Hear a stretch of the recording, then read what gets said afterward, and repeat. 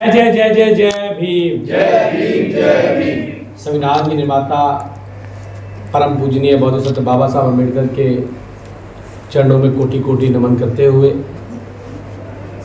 भगवान महर्षि वाल्मीकि जी के चरणों में कोटि कोटि नमन करते हुए, आज जो यहाँ पर ये स्वच्छता जागरूकता दिवस रखा गया है, पूरी टीम जिनके द्वारा है, पूरा संगठन जी पंथ का जिसके द्वारा ये आज कार्यक्रम रखा गया और मुझे आमंत्रित किया गया, एक शानदार पहल जो हर बार आप सब लोग करते हैं, उसके लिए मैं आपका धन्यवाद करता हूँ, आभार व्यक्त करता हूँ।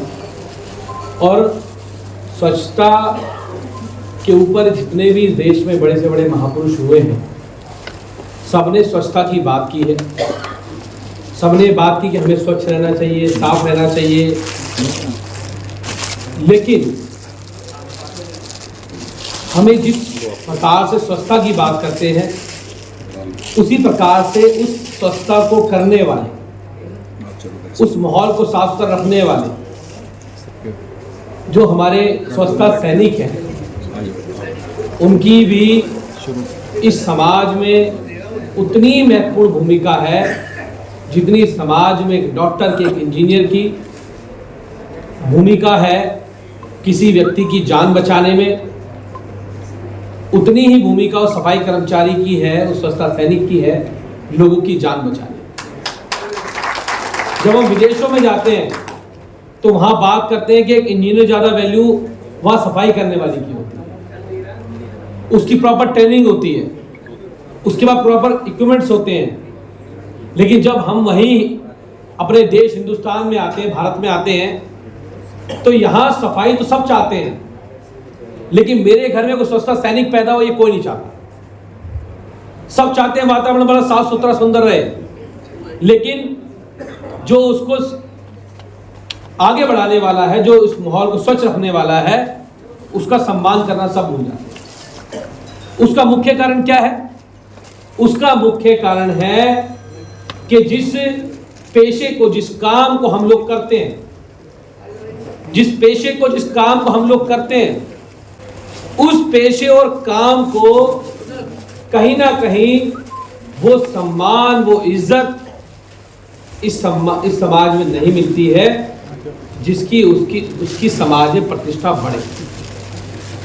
और जब हम समाज की बात करते हैं तो शायद वो स्किल, वो ट्रेनिंग, वो भत्ते, वो तनख्वाह, वो सैलरी उनके पास नहीं है जो एक डॉक्टर के पास है, जो एक इंजीनियर के पास है, वो उनके पास नहीं है। तो मुझे लगता है कि इसकी बहुत ज़रूरत है कि हम वो सुख सुविधाएं उन लोगों को दें जिससे इस काम को करने में लोग अपमान नहीं, सम्मान महसूस करें, गर्व महसूस करें। और मैं सबसे कहता हूं, जितने भी इस काम को करते हैं, हमारे स्वच्छता कर्मचारी भाई बहन, क्योंकि मुझसे ज़्यादा तो कोई जान नहीं सकता इसके बारे में, क्योंकि मुझे पता था कि मेरे पिताजी सफाई कर्मचारी हैं, लेकिन पूरे देश को तब पता लगा जब मैं लोकसभा का चुनाव लड़ा, और जब पता लगा कि जनरल सीट पे कोई दलित का बेटा चुनाव लड़ रहा है, तो पता लगा इसकी हिस्ट्री खंगालो। तो मुझसे पूछा, आपके पिताजी सफाई कर्मचारी हैं? मैंने कहा हाँ बिल्कुल है। तो आपने तो कभी बताया नहीं। मैंने कहा आपने कभी पूछा ही नहीं, आपने कभी इस लायक समझा नहीं। तो उन्होंने पूछा आपको कैसा फील होता है? मैंने कहा मुझे गर्व महसूस होता है कि मेरे पिताजी ने सफाई की नौकरी करके मुझे पढ़ा लिखा के यहाँ तक पहुँचाया कि आज मैं देश की सबसे बड़ी पंचायत का चुनाव लड़ने जा रहा हूँ। मुझे गर्व महसूस होता है। तो हो सकता है हमारे माता पिता अनपढ़ हो, लेकिन जरूरी नहीं है कि हमारे आने वाली पीढ़ी भी अनपढ़ हो। एक सफाई कर्मचारी भी सफाई की नौकरी करके अगर अपने बच्चे को पढ़ाना चाहे तो वो पढ़ा सकता है, अपने बच्चे को बड़ा आदमी बनाना चाहे तो वो बना सकता है। तो आज मैं सबसे ये अपील करना चाहता हूं कि आप सब लोग भी अपने बच्चों को पढ़ाएं, उनको अच्छा आदमी बनाएं। समाज में जो लोग आज भी बच्चों को नहीं पढ़ा पा रहे हैं, क्योंकि पहले लगता था यार सफाई की नौकरी है, लड़का कुछ नहीं करेगा तो नौकरी पे लग जाएगा, सरकारी नौकरी, तनख्वाह मिल जाएगी। अब तो नौकरी भी चली गई, अब तो वो नौकरी भी खत्म हो चुकी है। अब तो उस नौकरी पे भी जिन लोगों ने सफाई की व्यवस्था में योगदान नहीं दिया, जब मशीनरी का युग नहीं था, आज मशीनरी का युग आ चुका है, आज टेक्नोलॉजी का युग आ चुका है, आज सफाई करने वाला इंजीनियर कहलाया जाता है, लेकिन नाले निकालने वाला सफाई कर्मचारी कहलाया जा रहा है, उसी मशीन को चलाने वाला इंजीनियर कहलाया जा रहा है। तो आज टेक्नोलॉजी का युग आ गया, तो उसमें भी आपकी जगह उन पढ़े लिखे लोगों ने ले ली, तो नौकरी की व्यवस्था भी आपके पास नहीं बची। तो अगर आने वाले समय में हम लोगों ने आत्ममंथन नहीं किया, तो हम लोगों को आने वाले समय में उसके परिणाम बहुत घातक होंगे। तो मैं सबसे अपील करता हूं कि आने वाले समय की टेक्नोलॉजी को समझे, आने वाले समय की जरूरत को समझे, तो हमें उन जरूरतों को देखते हुए आगे बढ़ना होगा। मुझे एक बात बड़ी अच्छी याद है कि एक बार सीवर में मैं निगम पार्षद था, तो सीवर में 3 लोगों की डेथ हुई। वो तीनों लोग लाजपत नगर में सीवर में काम करने गए थे और तीनों लोगों की सीवर में डूबने से मृत्यु हो गई। मुझे पता लगा, मैं तुरंत पहुंचा, मैंने पूछा आप सीवर में घुसे, उनके परिवार के लोगों से पूछा, सीवर में अंदर गए क्यों थे? उन्होंने कहा कि दिहाड़ी 500 रुपए मिलती है, कॉन्ट्रैक्टर ने कहा अगर उतरोगे तो 800 मिलेंगे।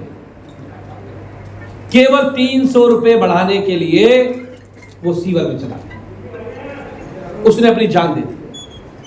तो मैं उनसे भी कहना चाहता हूं कि मैं मान सकता हूं घर की परिस्थिति बहुत विकट होंगी, हो सकता है एक समय का पैसे, खाना खाने के पैसे भी ना हो, लेकिन अपनी जान अगर आपकी है तो आप बहुत कुछ कर सकते हो, अगर जान नहीं है तो आप कुछ नहीं कर सकते। तो मैं उन सबसे कहता हूं कि सरकारें भी उसके विषय में सोचें, उससे काम करें।